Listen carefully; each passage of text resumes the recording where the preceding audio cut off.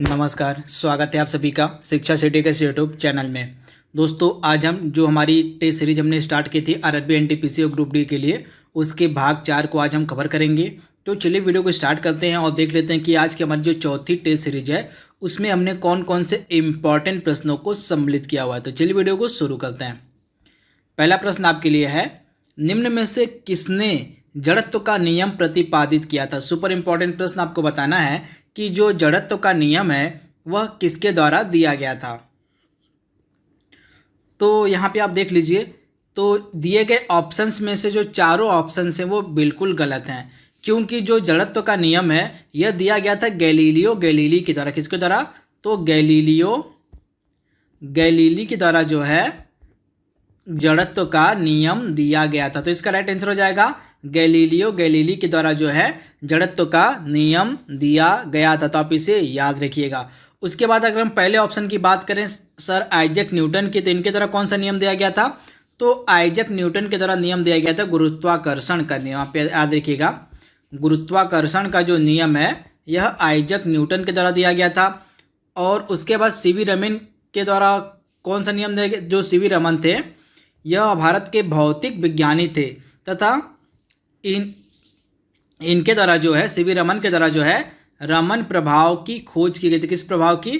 तो रमन प्रभाव की खोज की गई थी।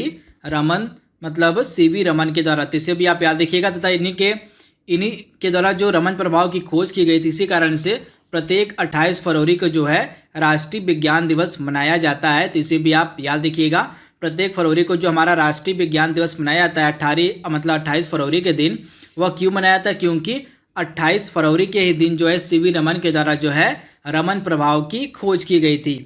चौथा ऑप्शन हमारा क्या है? Karl Landsteiner. इनके द्वारा किसकी खोज की गई थी? तो जो कार्ल लैंड स्टीनर थे इनके द्वारा खोज की गई थी ब्लड ग्रुप की। तो इसे भी आप याद रखिएगा, रक्त समूहों की जो खोज है वह की गई थी कार्ल लैंड स्टीनर के द्वारा। तो इन्हें भी आप याद रखिएगा। अगला प्रश्न हमारा है, निम्न में से किस उपकरण की सहायता से विद्युत प्रवाह को मापा जाता है। सुपर इंपॉर्टेंट प्रश्न। तो विद्युत प्रवाह जो होता है यह किसके द्वारा मापा जाता है? तो इसका राइट आंसर आपको मिलेगा अमीटर के द्वारा, यानी ऑप्शन ए इसका बिल्कुल सही है। अमीटर के द्वारा जो है विद्युत प्रवाह को मापा जाता है। तो राइट आंसर आपको मिलेगा ऑप्शन ए, यानी कि अमीटर की सहायता से जो है विद्युत प्रवाह को मापा जाता है। अगला प्रश्न हमारा क्या कह रहा है? कोहरा जो है निम्नलिखित में से किसका उदाहरण है? आपको बताना है कि दिए गए ऑप्शंस में से किसका उदाहरण कोहरा है। सुपर इंपॉर्टेंट प्रश्न। तो कोहरा किसका उदाहरण है? तो एरोसोल का एक उदाहरण होता है कोहरा, यानी ऑप्शन ए इसका बिल्कुल सही है। कोहरा उदाहरण किसका है? तो एरोसोल का उदाहरण होता है कोहरा। अगला प्रश्न हमारा क्या है? जब पानी को निर्जल सफेद तांबे सल्फेट में मिलाया जाता है तो किस प्रकार का, मतलब जो पानी होता है जो सफ़ेद तांबे में जब मिलाया जाता है तो रंग किस में बदल जाता है? आपको बताना है। तो जब पानी को निर्जल सफ़ेद तांबे सल्फेट में मिलाया जाता है तो रंग नीला हो जाएगा। तो इसका राइट आंसर क्या हो जाता है? तो वह नीले रंग में पानी परिवर्तित हो जाता है। तो इसका राइट आंसर आपको मिलेगा नीला, यानी कि ब्लू। अगला प्रश्न हमारा क्या कह रहा है? एक नाभिक की द्रव्यमान संख्या होती है। आपको बताना है कि जो नाभिक होता है उसकी द्रव्यमान संख्या कितनी होती है। तो नाभिक की द्रव्यमान संख्या कितनी होती है? तो नाभिक में प्रोटॉन और न्यूट्रॉनों की कुल संख्या इसका राइट आंसर हो जाएगा, यानी कि नाभिक में प्रोटॉनों व न्यूट्रॉनों की संख्या का योग को हम कहते हैं द्रव्यमान। तो इसे आप याद रखिएगा, ऑप्शन ए इसका बिल्कुल सही है। एक नाभिक की द्रव्यमान संख्या कितनी होती है? तो प्रोटॉन और न्यूट्रॉनों की संख्या के बराबर होती है। तो इसका राइट आंसर हो जाएगा ऑप्शन ए। अगला प्रश्न हमारा क्या कह रहा है? किस हार्मोन की उपस्थिति के कारण पौधों की पत्तियां गिर जाती हैं? तो इसका राइट आंसर आपको मिलेगा एथिलीन नामक हार्मोन की उपस्थिति के कारण जो है पौधों की जो पत्तियां होती हैं वह गिर जाती है, यानी ऑप्शन ए इसका बिल्कुल सही है, एथिलीन। अगला प्रश्न हमारा क्या कह रहा है? चार्ल्स डार्विन के द्वारा आपको बताना है निम्न में से कौन सा सिद्धांत दिया गया था। तो चार्ल्स डार्विन के द्वारा कौन सा सिद्धांत दिया गया था? तो विकासवाद का जो सिद्धांत है यह चार्ल्स डार्विन के द्वारा दिया गया था। वहीं जड़त्व का जो सिद्धांत है किसके द्वारा दिया गया था? मैंने आपको बताया गैलीलियो गैलीली के द्वारा। तो इसे भी आप ध्यान दीजिएगा। अगला प्रश्न हमारा क्या कह रहा है, आलू में स्टार्च कहाँ जमता है। सुपर इंपॉर्टेंट प्रश्न, जल्दी से जवाब दीजिए। तो आलू में जो स्टार्च है वह कहाँ जमा होता है। तो आलू में जो स्टार्च है यह पैरेनकाइमा में संग्रहित होता है, यानी राइट आंसर हो जाएगा इसका ऑप्शन ए, पैरेनकाइमा में जो है जमा होता है स्टार्च, यानी ऑप्शन ए इसका बिल्कुल सही है। आलू में जो है स्टार्च कहाँ पे जमा होता है, तो पैरेनकाइमा में, यानी ऑप्शन ए इसका बिल्कुल सही है। अगला प्रश्न क्या कह रहा है हमारा, कोशिका का कौन सा भाग प्रोटीन का संश्लेषण करता है। सुपर इंपॉर्टेंट प्रश्न। तो कोशिका यानी कि सेल का कौन सा हिस्सा होता है, कौन सा भाग होता है जिसके द्वारा प्रोटीन का संश्लेषण किया जाता है। तो इसका राइट आंसर हो जाएगा राइबोसोम, यानी ऑप्शन ए इसका बिल्कुल सही है, राइबोसोम। अगला प्रश्न हमारा क्या कह रहा है, भारत का पहला ऊर्ध्वाधर पुल कहाँ बनाया गया है। तो भारत का जो पहला ऊर्ध्वाधर पुल है यह कहाँ पे बनाया गया है, तो रामेश्वरम में, यानी ऑप्शन सी इसका बिल्कुल सही है। भारत का जो पहला ऊर्ध्वाधर पुल है यह बनाया गया है रामेश्वरम में, तो ऑप्शन सी इसका बिल्कुल सही है। अगला प्रश्न हमारा है, निम्न में से किस कंपनी के द्वारा कैचअप नामक एप्लीकेशन को लॉन्च किया गया है। तो कैचअप नामक जो एप्लीकेशन है यह लॉन्च किसके द्वारा किया गया है, तो मतलब फेसबुक के द्वारा, यानी ऑप्शन डी इसका बिल्कुल सही है। फेसबुक के द्वारा जो है हाल ही में कैचअप नामक एक एप्लीकेशन लॉन्च किया गया है। वहीं हाल ही में गूगल के द्वारा भी एक एप्लीकेशन लॉन्च किया गया था, किस नाम से, तो बोलो एप्लीकेशन जो है यह भी गूगल के द्वारा लॉन्च किया गया है। अगला प्रश्न हमारा क्या कह रहा है, निम्न में से कौन दुनिया का दूसरा सबसे कम उम्र का अरबपति बना है। यहाँ पे दूसरे अरबपति की बात हो रही है, कब से कम उम्र के। तो ओयो के मालिक हैं रितेश अग्रवाल, आप याद देखिएगा, भारतीय व्यक्ति हैं, ओयो के मालिक हैं रितेश अग्रवाल। ये दुनिया के दूसरे नंबर के सबसे कम उम्र के अरबपति बन गए हैं। वहीं अगर हम पहले नंबर की बात करें तो दुनिया की पहले नंबर की सबसे कम उम्र की अरबपति हैं काइली जेनर, और दूसरे नंबर पे हैं रितेश अग्रवाल, ओयो के मालिक हैं, इसे भी आप याद रखिएगा। तथा मार्क जुकरबर्ग कौन है, तो मार्क जुकरबर्ग हैं फेसबुक के सीईओ, फेसबुक के मालिक। अगला प्रश्न हमारा क्या कह रहा है, हाल ही में किसे भारत का पहला लोकपाल नियुक्त किया गया है। सुपर इंपॉर्टेंट प्रश्न, मतलब हाल ही में किसे भारत का पहला लोकपाल नियुक्त किया गया था। तो हमारे देश के जो पहले लोकपाल बनाए गए थे वह कौन बनाए गए थे, तो इनका नाम था पिनाकी चंद्र घोष, यानी ऑप्शन सी इसका बिल्कुल सही है। इनको शॉर्ट फॉर्म में हम पीसी घोष भी कहते हैं। ये भारत के पहले लोकपाल बनाए गए थे, तो ऑप्शन सी इसका बिल्कुल सही है। इसके बाद हम अगर पहले ऑप्शन की बात करें, ये काफ़ी न्यूज में चल रहे हैं, गिरीश चंद्र मुर्मू, ये इससे पहले जम्मू कश्मीर के उपराज्यपाल थे, परंतु ये अब क्या बना दिए गए हैं, तो ये हमारे प्रेजेंट टाइम में जो सीएजी हैं ये हमारे सीएजी बना दिए गए हैं। जिसे आप याद देखिएगा, नियंत्रक एवं महालेखक परीक्षक बना दिए गए हैं अब गिरीश चंद्र मुर्मू, तो इसे भी आप ध्यान दीजिएगा। और मनोज सिन्हा को कौन सा पद दिया गया है, तो मनोज सिन्हा जो हैं ये जम्मू और कश्मीर के उपराज्यपाल बना दिए गए हैं। तो ये दो इंपॉर्टेंट करंट अफेयर्स है जिसे आप ध्यान दीजिएगा। गिरीश चंद्र मुर्मू बना दिए गए हैं सीएजी, यानी कि कंट्रोलर, मतलब हमारे जो नियंत्रक एवं महालेखा परीक्षक होते हैं वह बना दिए गए हैं। और मनोज सिन्हा को बना दिया गया जम्मू कश्मीर का उपराज्यपाल, तो इसे भी आप याद रखिएगा। और पीसी घोष कौन थे, मतलब तो ये हमारे देश के पहले लोकपाल बनाए गए थे। अगला प्रश्न हमारा क्या कह रहा है, वर्तमान में भारतीय जीवन बीमा निगम यानी कि LIC यानी कि life insurance corporation of India के अध्यक्ष कौन है। तो LIC के प्रेजेंट टाइम में अध्यक्ष कौन है, तो MR कुमार, यानी ऑप्शन बी इसका बिल्कुल सही है। MR कुमार जो हैं ये वर्तमान में LIC के अध्यक्ष हैं, तो इसे भी आप याद रखिएगा। तथा PC मोदी कौन से पद पे हैं, तो CBDT यानी कि central board for direct taxes, यानी कि प्रत्यक्ष कर विभाग के जो अधिकारी हैं, जो अध्यक्ष हैं वह हैं PC मोदी। तो CBDT के चेयरमैन हो गए PC मोदी, और MR कुमार LIC के चेयरमैन हैं। और VK यादव किसके चेयरमैन हैं, तो रेलवे बोर्ड के, किसके, तो VK यादव रेलवे बोर्ड के वर्तमान में चेयरमैन हैं। अगला प्रश्न क्या कह रहा है हमारा, सिप्री की रिपोर्ट के अनुसार दुनिया का दूसरा सबसे बड़ा हथियार आयातक देश कौन सा है, यानी कि दुनिया का दूसरा सबसे बड़ा हथियार मंगाने वाला देश कौन सा है।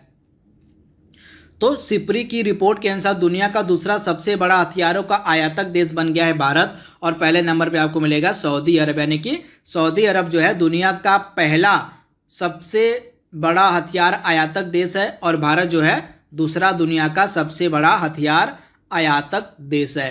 अगला प्रश्न क्या कह रहा है हमारा, पहली बार विश्व ब्रेल दिवस कब मनाया गया? तो पहली बार जो विश्व ब्रेल दिवस है यह कब मनाया गया था?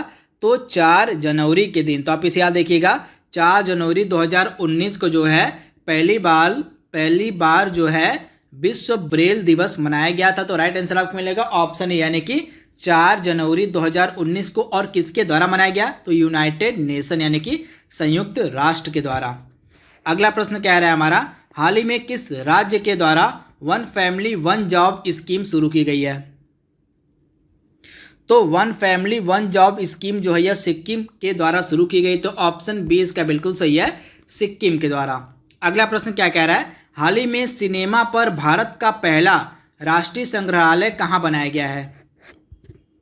तो हाल ही में सिनेमा पर पहला भारत का जो राष्ट्रीय संग्रहालय है यह कहाँ पे बनाया गया है?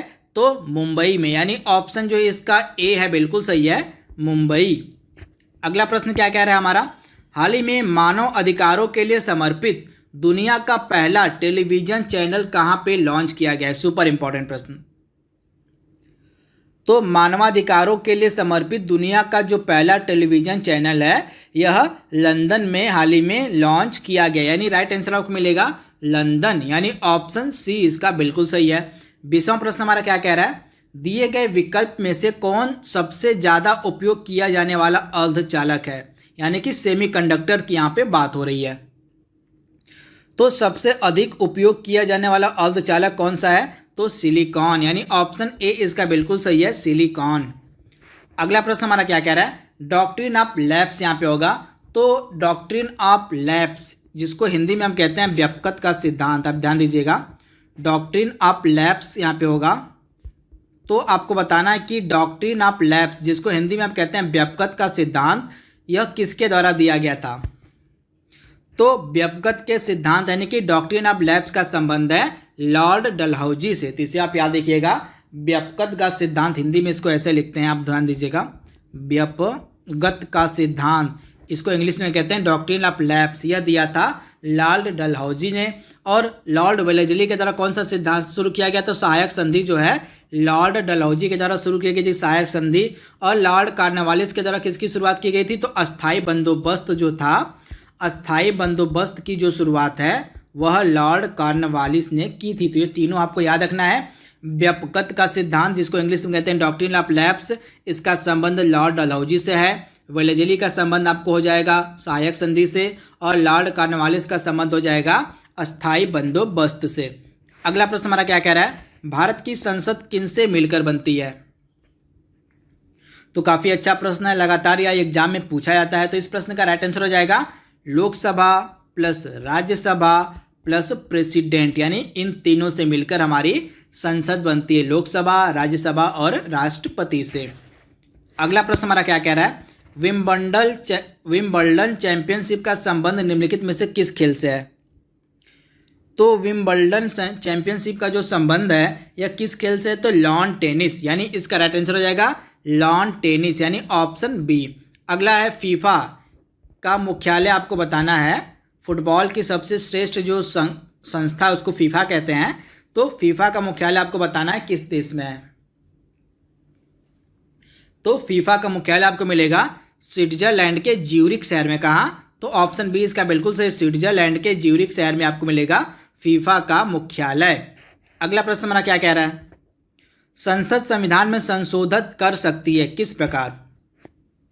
तो संसद जो हमारी है वह संविधान में संशोधन इन तीनों प्रकार से कर सकती है। साधारण बहुमत से कर सकती है, विशेष बहुमत से कर सकती है, सभी राज्यों की आधी सहमति से, विशेष बहुमत से। इन 3 प्रकार से जो है संसद संविधान में संशोधन कर सकती है, यानी ऑप्शन डी इसका बिल्कुल सही है। अगला प्रश्न क्या कह रहा है, भारत आने वाला सबसे पहले यूरोपीय कौन थे? मतलब किस देश के यूरोपीय सबसे पहले भारत आए थे? तो सबसे पहले भारत आने वाले यूरोपीय थे पुर्तगाली, यानी कि ऑप्शन जो इसका ए है बिल्कुल सही है, पुर्तगाली सबसे पहले भारत आने वाले यूरोपीय थे। अगला प्रश्न क्या कह रहा है हमारा, अखाड़ा निम्नलिखित में से किसकी बायोग्राफी है? तो जो अखाड़ा है यह किसकी बायोग्राफी है? तो अखाड़ा जो है यह बायोग्राफी किसकी है? तो महावीर सिंह फोगाट की। किसकी? तो महावीर सिंह फोगाट की जो है बायोग्राफी है अखाड़ा। तथा इसको लिखा किसने अखाड़ा को? तो अखाड़ा को लिखा है सौरभ दुग्गल ने। किसने लिखा है? तो सौरभ दुग्गल के द्वारा जो है यह लिखी गई है बायोग्राफी। किसकी? तो महावीर फोगाट की, जिसका नाम है अखाड़ा।